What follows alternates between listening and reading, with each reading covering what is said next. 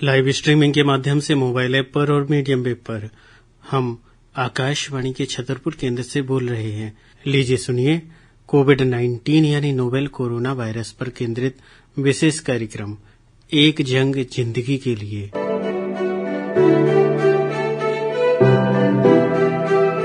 कार्यक्रम एक जंग जिंदगी की सुनने वाले सभी श्रोताओं को रविंद्र प्रजापति का नमस्कार। श्रोताओं, आप घर पर हैं, अनावश्यक रूप से बाहर नहीं निकलते होंगे, क्योंकि आप अनावश्यक रूप से जब रोड पर निकलते हैं, सड़क क्यों खतरनाक है। सड़क के माध्यम से कई लोग जाते हैं और कई ऐसे लोग भी निकलते हैं जो मास्क नहीं पहने होते हैं। अगर उनको कोरोना वायरस है, उन्होंने छींका, खांसा या बात करते हुए निकले, तो उनके मुंह के कण के माध्यम से कोरोना वायरस सड़क पर फैलता है। अब सड़क के माध्यम से कई लोग निकलते हैं और कोरोना वायरस एक बार बाहर आने के बाद कम से कम 2-3 घंटे जीवित रहता है। अब उस रास्ते के माध्यम से आप बिना मास्क के निकले या आपने सर नहीं ढका हुआ है, तो या तो डायरेक्ट आपके मुंह या नाक के माध्यम से शरीर में अंदर आ जाएगा, या फिर आपके जो बाल हैं उसमें भी वायरस रोक सकता है और वो आपके घर तक पहुंच सकता है। इसलिए हम जब भी घर से बाहर निकलें तो मास्क पहने, और अगर आप बाइक चलाते हैं तो हेलमेट जरूर लगाइए। हेलमेट से देखिए आपकी दोनों सुरक्षाएं हैं। आपके कोरोना वायरस से भी सुरक्षा है क्योंकि आपका सर ढका हुआ है और आपका नाक मुंह भी ढका हुआ है, और किसी कारणवश आपका एक्सीडेंट या बाइक गिर जाती है तो देखिए आपके सर की भी सुरक्षा है। इसलिए घर से निकलते समय आप मास्क जरूर पहने। इस धरती पर पुरातन काल से ही भगवान शिव की आराधना हो रही है और श्रावण के महीने में उनकी पूजा का खास महत्व होता है, खास फलदायी होती है। और देखिए हमारे बुंदेलखंड में भी भगवान शिव की आराधना बहुत की जाती है, और इस आराधना के लिए भक्तों के लिए भगवान शिव के मंदिर भी हैं। हमारे बुंदेलखंड में कई सारे ऐसे मंदिर हैं जहां दूर दूर से लोग दर्शन करने आते हैं, विदेशी पर्यटक भी आते हैं। जैसे हमारे बुंदेलखंड का जटाशंकर मंदिर, खजुराहो का मतंगेश्वर मंदिर, कालिंजर का नीलकंठेश्वर मंदिर और हमारे टीकमगढ़ का कुंडेश्वर मंदिर। ये कुछ प्रमुख मंदिर हैं, और भी हमारे बुंदेलखंड में ऐसे शिव मंदिर हैं जिनकी महत्ता आज भी है, और हो सकता है उनके नाम आपने ना सुने हो। आइए हम जानते हैं हमारे बुंदेलखंड में भगवान शिव के मंदिरों के इतिहास के बारे में। हमें जानकारी दे रहे हैं इतिहासकार डॉक्टर चित्रगुप्त श्रीवास्तव झांसी से। आइए सुने इनको। नमस्कार साथियों, मैं इतिहासकार डॉक्टर चित्रगुप्त आज आपके सामने बुंदेलखंड के अलौकिक इतिहास के एक विशेष पक्ष को लेकर मौजूद हुआ हूँ। भगवान शिव षष्ठी के आदि देव हैं। ऋग्वेद में रुद्र की संज्ञा भगवान शिव को दी गई है। पुराण, महाकाव्य, ब्राह्मण ग्रंथ, स्मृतियां आदि प्राचीन साहित्य भी आदिदेव महादेव की स्तुति करते हैं। बुंदेलखंड में भगवान शिव की पूजा मनुष्य के सामाजिक होने के समय से ही है। यहाँ अनेक प्राचीन शिव मंदिर आज भी मौजूद हैं, जिनमें से अनेक तो स्वयंभू शिवलिंग हैं। बुंदेलखंड के कालिंजर पर्वत पर मौजूद नीलकंठ महादेव मंदिर अति प्राचीन है। यहाँ का शिवलिंग गुप्तकालीन है।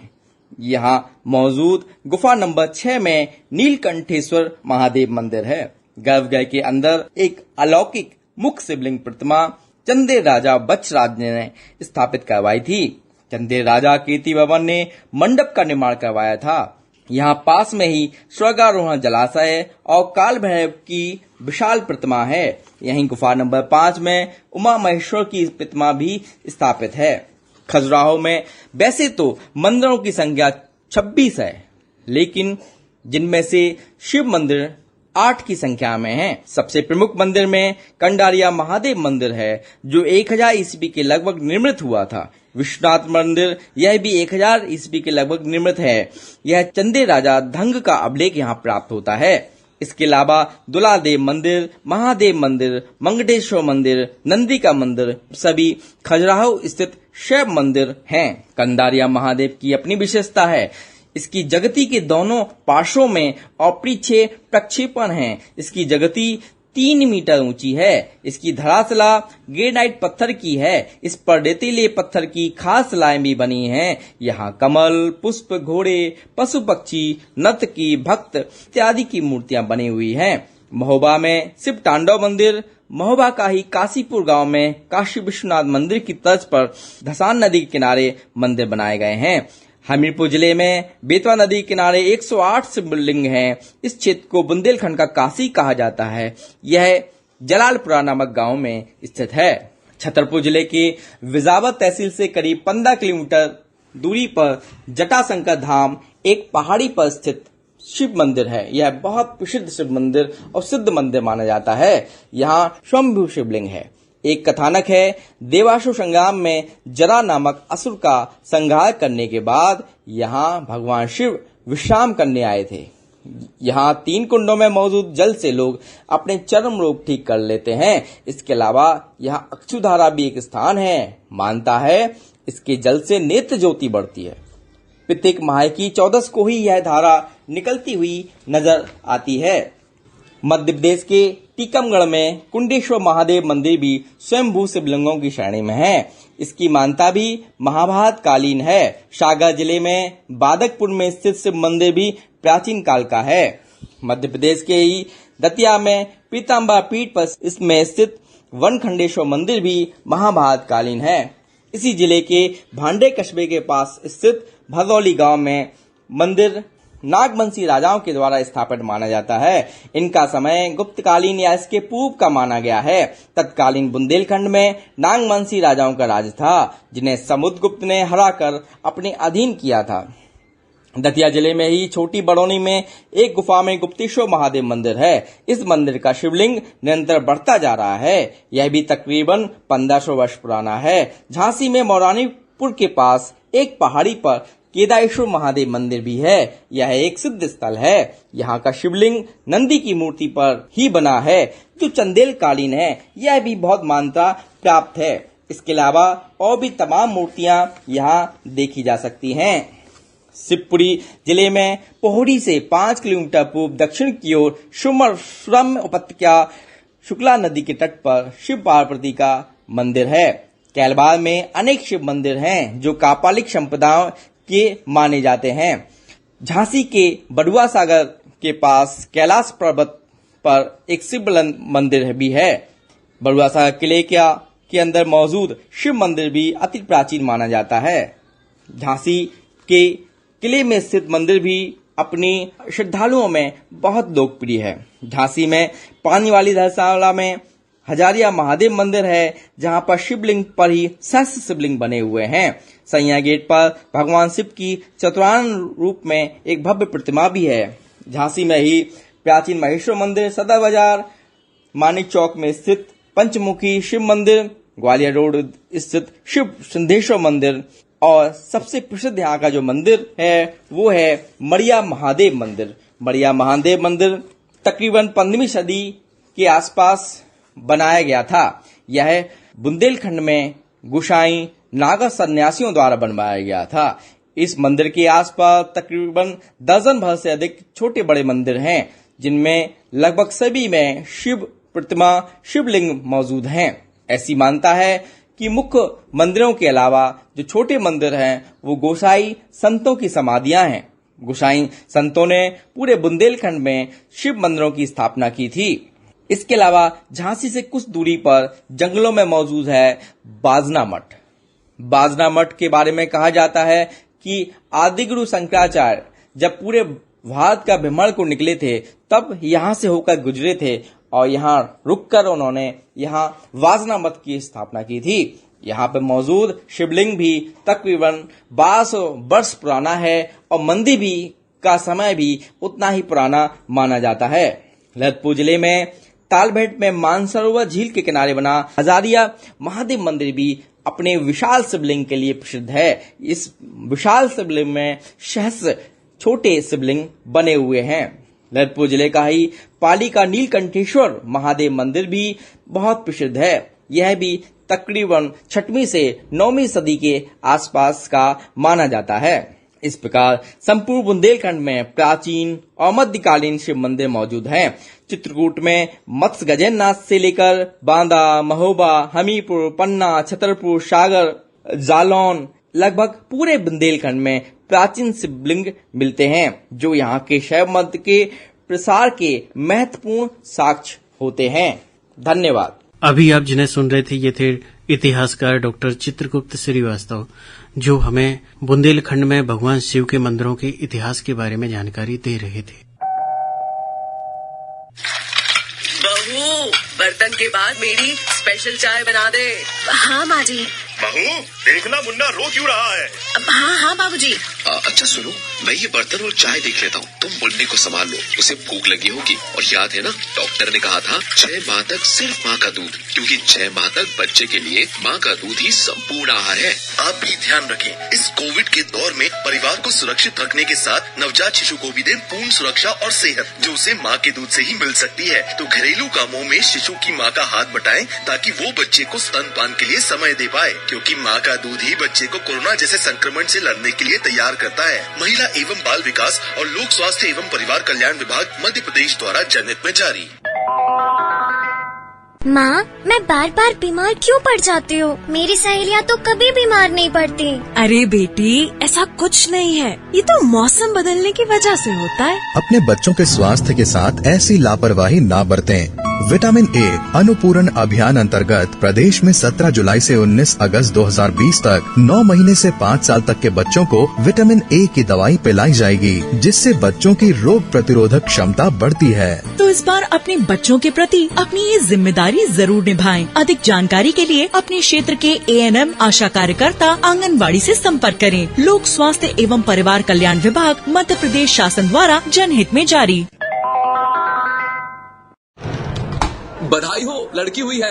अरे वाह डॉक्टर, ये तो बड़ी अच्छी खबर है। लेकिन इस कोरोना के बीच नवजात शिशु को क्या पिलाएं? माँ का दूध और कुछ भी नहीं। पर क्या माँ का दूध सुरक्षित रहेगा? बिल्कुल, माँ के दूध से कोविड-19 का विषाणु नहीं फैलता, बल्कि माँ यदि संक्रमित है तो उसके दूध से एंटीबॉडी शिशु को मिल जाएगा और नवजात शिशु की रोग प्रतिरोधक शक्ति बढ़ जाएगी। बस माँ जब भी बच्चे को छुए तो उसके पहले हाथ धोए और मास्क पहनने जैसी सफाइयों का ध्यान रखे। तो बच्चे या माँ के कोरोना संक्रमित होने पर भी नवजात शिशु को माँ का दूध ही पिलाएं। 6 माह तक यही बच्चे का पूरा आहार है। लोक स्वास्थ्य एवं परिवार कल्याण विभाग मध्य प्रदेश और महिला एवं बाल विकास विभाग मध्य प्रदेश द्वारा जनहित में जारी। विश्व स्तनपान सप्ताह पर माननीय मंत्री महिला एवं बाल विकास श्रीमती इमरती देवी का संदेश। कोरोना जैसी महामारी से निपटने के लिए डॉक्टर, नर्स, सफाई कर्मी, आंगनबाड़ी कार्यकर्ता, आशा सभी जुटे हैं। मैं इनके प्रयासों को प्रणाम करती हूँ। इनके साथ साथ ही हम सब भी अपने दायित्वों का निर्वहन करें और गर्भवती महिला और छोटे बच्चों के पोषण का ख्याल रखें। गर्भवती को पौष्टिक आहार खिलाएं और नवजात शिशु को 6 माह तक केवल माँ का दूध पिलाएं। आप पंच हो या सरपंच, समुदाय के सदस्य हैं या परिवार के, इन बातों को हर एक व्यक्ति से साझा करें। कई बार आपके मन में जिज्ञासा आती होगी कि फला व्यक्ति हमारे मोहल्ले का था या फला व्यक्ति हमारे गांव का था, उसको कोरोना हो गया था लेकिन अब वो ठीक हो गया है और ठीक होकर हमारे गांव में वापस आ गया है, तो अब क्या हमें उससे नफरत करना चाहिए या उससे बात करना चाहिए या उससे कोरोना फैल सकता है? ये आपके मन में कहीं ना कहीं सवाल रहता होगा। देखिए, सबसे पहला जो आपको काम करना है कि इस वायरस का संक्रमण ना हो, इसलिए सबसे पहले तो हमें दूरी बनानी है सभी से, चाहे वो संक्रमित व्यक्ति हो या ना हो, क्योंकि जो संक्रमित व्यक्ति है जिसका पता चल गया है तो उसके बारे में तो आपको जानकारी है, लेकिन जिसकी जांच नहीं हुई है और वो संक्रमित है उसके बारे में तो नहीं पता ना आपको। इसलिए हमें सभी से सोशल डिस्टेंस, फिजिकल डिस्टेंस का पालन करना है। अगर कोई कोरोना से ठीक होकर आ गया है तो उसे अलग नहीं करना है। अलग नहीं करना है मतलब ऐसा नहीं कि हम उसको उपेक्षित करने लगे, अरे ये तो बीमारी का एक बंडल है, आदमी नहीं है, ऐसा नहीं सोचना है। वो भी व्यक्ति हमारे समाज का है और बीमारी किसी को भी हो सकती है, हम सबको भी हो सकती है। हमें उपेक्षा का भाव नहीं रखना है, बल्कि हमें फिजिकल डिस्टेंस रखना है, जैसे हम सभी के साथ रखते हैं और जो अभी रखते आए हैं, और वैसे ही सावधानी रखनी है जैसे हम पहले रखते थे। और देखिए, मरीज को भी ध्यान रखना है कि अगर कोई मरीज 14 दिन में ठीक होकर आया है तो उसे घर पर रहना है, बिना वजह बाहर नहीं निकलना है जब तक वो अपने आप को पूरी तरह स्वस्थ महसूस ना करने लगे। देखिए, 14 दिन तो आप कोविड केयर सेंटर में रहते हैं, उसके 2 हफ्ते और आपको घर पर रहना है जब तक आप पूरी तरह स्वस्थ ना हो जाएं। जब कोरोना मरीज ठीक हो जाता है तो उसके अंदर एंटीबॉडीज बन जाते हैं। मतलब जैसे आप टीका लगवाते हैं ना बच्चों के, तो टीका क्या है? उस बीमारी से लड़ने के लिए एंटीबॉडीज होते हैं। ऐसे ही जो मरीज कोरोना से ठीक हो गया है तो उसके अंदर एंटीबॉडीज बन गए हैं, मतलब वो साधारण व्यक्तियों से ज्यादा ताकतवर हो गया है कोरोना से लड़ने के लिए। वह व्यक्ति अन्य लोगों की अपेक्षा ज्यादा सुरक्षित हो गया है। इसलिए हमें कोरोना वायरस से जो मरीज ठीक होकर आ रहे हैं उनकी उपेक्षा नहीं करनी है, उनसे उतने ही प्रेम मोहब्बत से बात करनी है जितने हम पहले करते थे। बस जो सावधानियां हैं वो रखनी है। वर्तमान समय में बीच बीच में लॉकडाउन लगते हैं और लॉकडाउन में जब घर में सभी लोग होते हैं तो कुछ छोटी छोटी समस्याएं आती हैं, कुछ छोटे छोटे मीठे विवाद होते हैं। इन्हीं पर इनकी एक रचना है। ये है राजेश तिवारी झांसी से। आइए सुने इनकी रचना। मैं राजेश तिवारी, जिला झांसी से। वर्तमान कोरोना काल चल रहा है, बड़ी विकट समस्या है। बुंदेली दंपत्ति अपने घर पर उपस्थित रह रहे हैं। एक सखी दूसरी सखी से वर्तमान परिवेश में बात कर रही है। मेरी ये रचना का विषय है, लीजिए सुनिए। कोरोना कोरोना रो रहे घर पर मोरे सैया, कहे पड़ोसन सुन गुइया। कोरोना कोरोना रो रहे घर पर मोरे सैया, कहे पड़ोसन सुन गुइया। बार बार धोबे जे हाथ, बर्तन धोबे की कई बात, काढ़ के आंखें मोये दिखात। मैंने कई बाहर न जाओ, चाय पकोड़े घर पे खाओ, तानाशाही नहीं दिखाओ।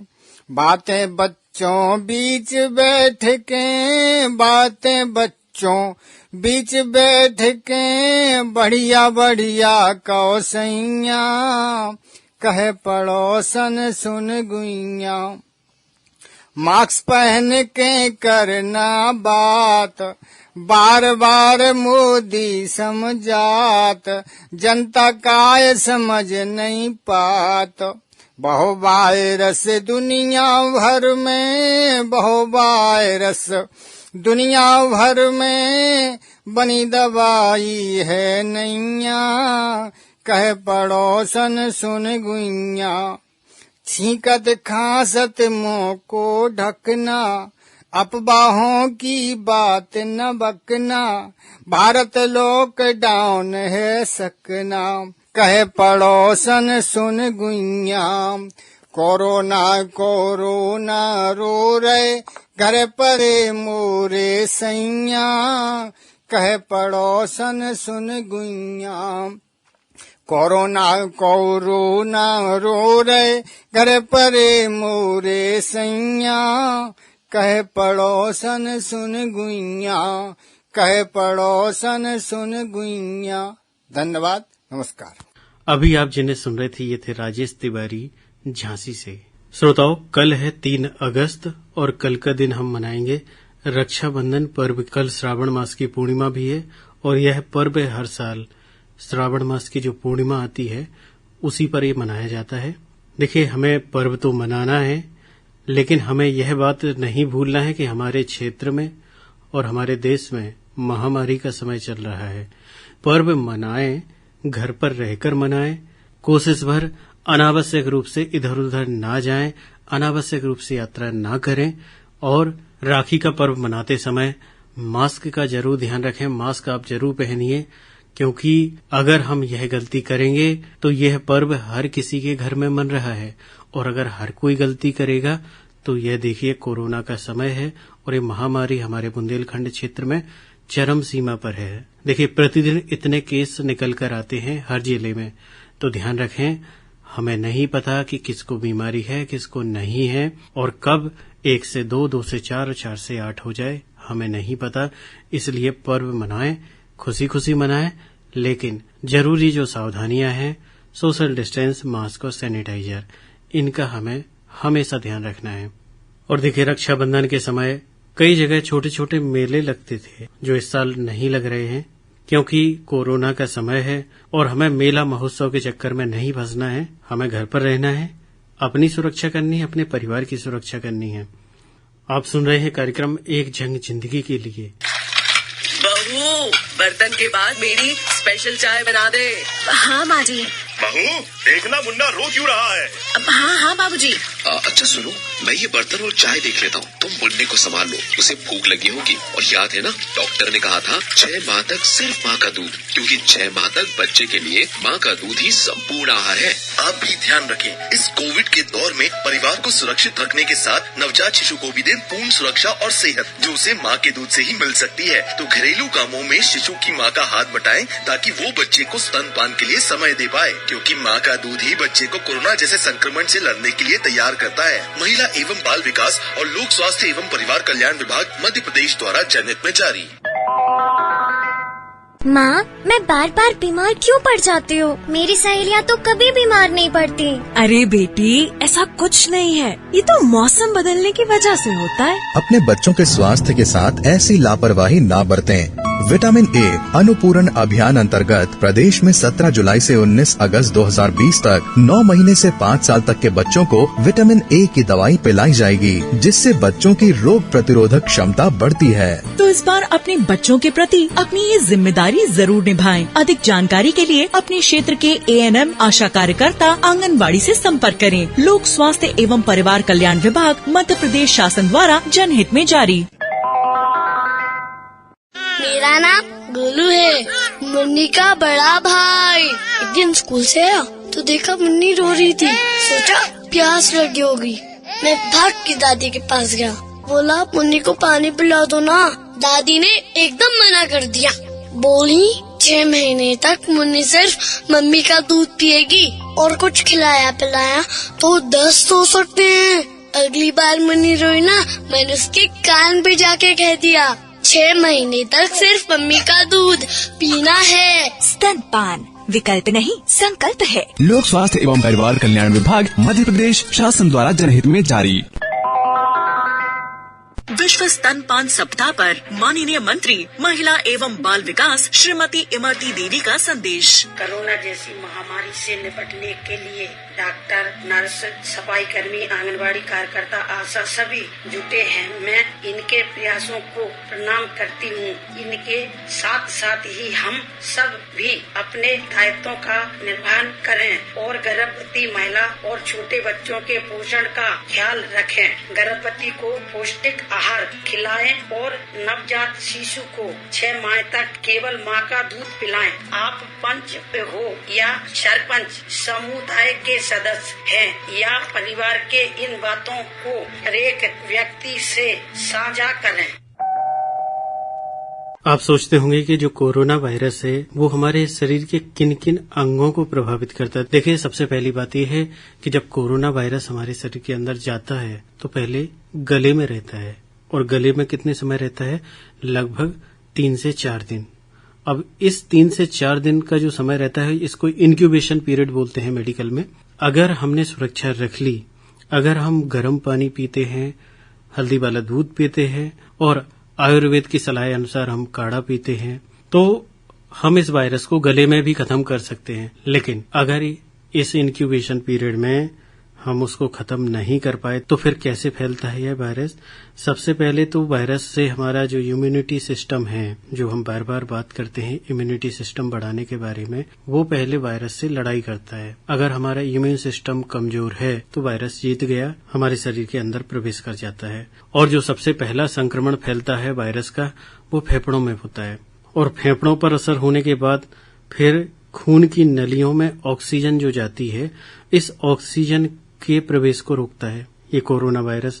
तो कई बार क्या होता है कि जो खून है हमारा वो जम जाता है। भाई, जब ऑक्सीजन नहीं पहुंचेगी तो खून जम जाएगा, जिससे हार्ट अटैक हो जाता है कई लोगों को। लेकिन ऐसा तभी होता है जब कोरोना वायरस का संक्रमण बहुत ज्यादा होता है और हमारे शरीर की क्षमता बिल्कुल भी कमजोर होती है। तो आप घबराएं नहीं, कोरोना वायरस इतना खतरनाक है, उतना ही इसको रोक पाना आसान है। इसलिए आप सावधानी रखें, छोटी छोटी बातों का ध्यान रखें, मास्क पहनें, सैनिटाइजर का इस्तेमाल करें या हाथों को साबुन के माध्यम से धुलें और फिजिकल डिस्टेंस का हमेशा पालन करें। इसी के साथ कार्यक्रम एक जंग जिंदगी के लिए को समाप्त करने की अनुमति दीजिए। रविंद्र प्रजापति को नमस्कार।